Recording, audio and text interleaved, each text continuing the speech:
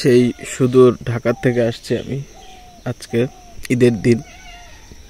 এখানে আমার বাবা সে শুয়ে আছে, ওই যে বড় গাছটা মেহগনি গাছ, ওই গাছটার পাশেই 3-4টা কবরের পাশে। এখানে অনেক নতুন কবর হয়েছে। আজকে ঈদের দিন আমি আসছি সেই ঢাকা থেকে মানিকগঞ্জ, প্রায় 100 কিলোর কাছাকাছি হবে, অনেক ভিতরে চলে আসছি কবর জিয়ারত করার জন্য। বাবা মায়ের সাথে ঝগড়া ঝামেলা ঝুট ঝামেলা সব কিছু হয়। বাবা মাও সন্তানকে বুঝতে চায় না, সন্তানও বাবা মাকে বুঝতে চায় না, কিন্তু মানুষগুলো না থাকলে তখন সবাই বুঝতে পারে, সবাই বুঝে, আসলে ফিল করে। ঈদের দিন আসছি কবর জিয়ারত করতে, কবর জিয়ারত করছি। আমি একটা জিনিসই বলবো যে বাবা মা যতদিন বেঁচে থাকে সন্তানও যেন ততদিন বেঁচে থাকতো, সন্তান যতদিন বেঁচে থাকে বাবা মা যদি ততদিন বেঁচে থাকতো, সব থেকে ভালো হইতো। আমার আব্বা এখন যেখানে আছে হয়তো ভালোই আছে, দুনিয়ার ঝুট ঝামেলা দুনিয়ার পেরেশানির থেকে সে মুক্তি পেয়ে সে এখন ভালো জায়গায় ভালো অবস্থানে হয়তো আছেন। আসলে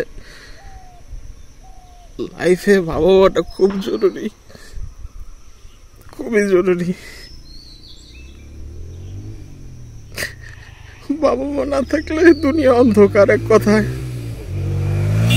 আমার এই কথা শুনে হয়তো অনেকের কাছে সিলি মনে হইতে পারে ভাই, কিন্তু গত 8টা বছর 9টা বছর যাবত আমার বাবা নাই। আমি জানি এই ফিলটা কেমন, এই পেইনটা কেমন। আল্লাহ ওনারা যেখানে রাখুক, ভালো থাকুক। আমি এখন চলে যাব। আমার সেই দিনের কথাগুলো আজও মনে পড়ে, তখন তারা শেষ বিদায় দিছিলাম। এখন আম্মা অসুস্থ, বয়সের ভার। আল্লাহ সবাই ভালো থাকুক, সুস্থ থাকুক, দুনিয়ার ভেজাল দুনিয়া থেকে বিদায় নিয়ে সুখের যাত্রায় তো করছে সবাই।